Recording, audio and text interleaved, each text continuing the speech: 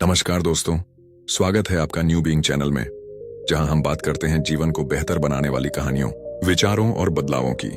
आज मैं आपको एक छोटी सी लेकिन बहुत गहरी कहानी सुनाने वाला हूं। एक ऐसी कहानी जो बताएगी कि आलस्य कैसे हमारे जीवन का सबसे बड़ा दुश्मन बन सकता है और कैसे हम इस दुश्मन को हमेशा के लिए हराकर एक सक्रिय, सफल और सार्थक जीवन जी सकते हैं।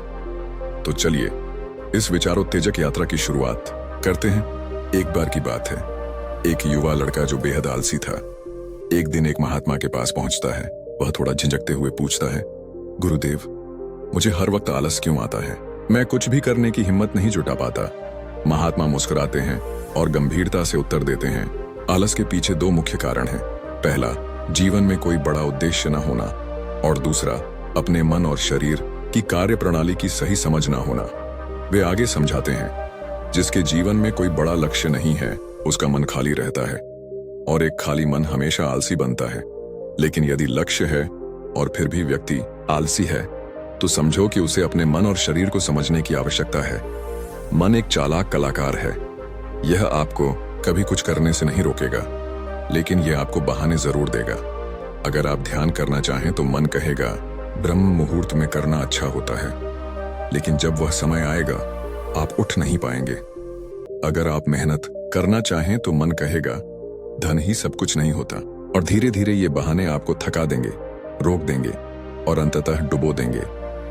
महात्मा आगे कहते हैं, यह मन तुम्हें बेवकूफ बनाता है, और खास बात यह है कि तुम बन भी जाते हो। लड़का पूछता है, तो फिर इस मन से जीतने का तरीका क्या है? महात्मा मुस्कुराकर कहते हैं, जो यह तुम्हारे साथ कर रहा है वही तुम इसके साथ करो। अगर यह तुम्हें मूर्ख बना रहा है तो तुम भी इसे मूर्ख बनाओ।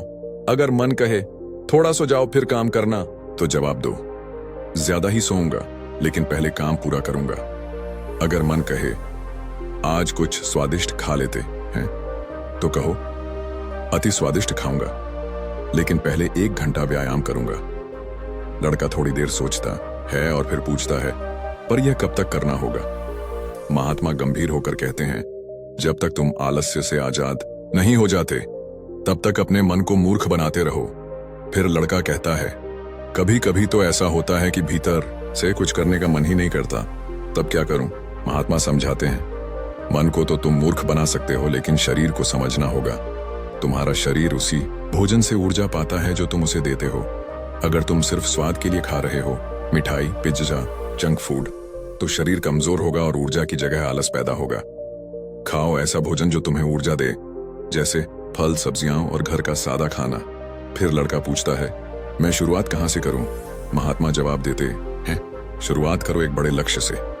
ऐसा लक्ष्य चुनो जो तुम्हारे दिल को छू जाए, जिसकी कल्पना मात्र से तुम्हारी आंखें नम हो जाएं। ऐसा लक्ष्य तुम्हें जगाएगा, खींचेगा और बदलेगा।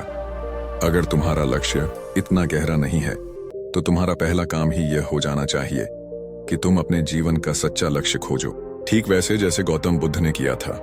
उन्हें भी शुरुआत में नहीं पता था मंजिल क्या है, वे सिर्फ चल पड़े थे तलाश में। जब तक तुम्हें अपने लक्ष्य का बोध न हो, तब तक अपने मन को मूर्ख बनाते रहो, जैसे वह तुम्हें बना रहा है। फिर वे कहते हैं, कोई भी व्यक्ति शराबी, चोर या निकम्मा बनने का सपना नहीं देखता, लेकिन यह मन उसे धीरे धीरे बहला फुसला कर उस रास्ते पर ले जाता है।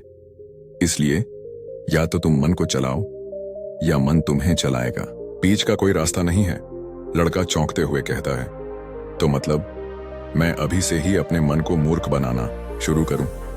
महात्मा प्रसन्न होते हैं और कहते हैं, बिल्कुल, सही समय की प्रतीक्षा करना भी इसी मन की एक चाल है।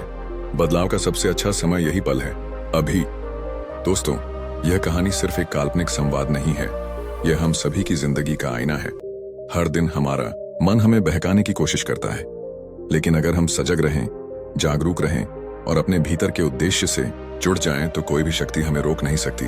इसलिए आज से ही शुरुआत करें, एक बड़ा सपना बनाएं, एक सच्चा लक्ष्य तय करें और अपने मन के बहानों को पहचान कर उन्हें हराना शुरू करें। अगर आपको यह कहानी पसंद आई हो और आपने कुछ नया सीखा हो, तो इस वीडियो को लाइक जरूर करें। कमेंट में बताएं कि आपको सबसे ज्यादा कौन सी बात ने झकझोरा। और हाँ, ऐसे ही जीवन बदलने वाले कंटेंट के लिए न्यू बीइंग चैनल को सब्सक्राइब करना ना भूलें। जागिए, बढ़िए और खुद को नई ऊंचाइयों तक ले जाइए। मैं मिलूंगा आपको अगले वीडियो में। तब तक के लिए नमस्कार और जय हिंद।